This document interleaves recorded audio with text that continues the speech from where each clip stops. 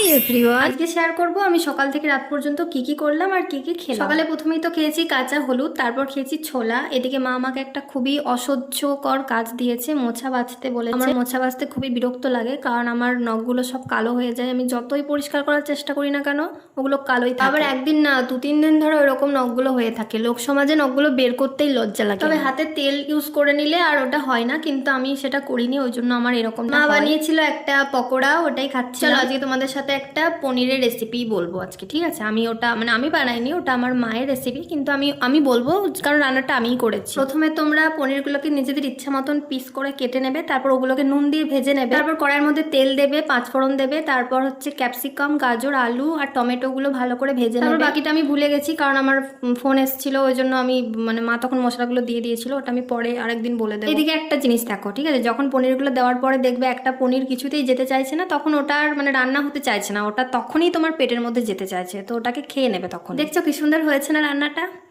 আমি বানিয়েছি।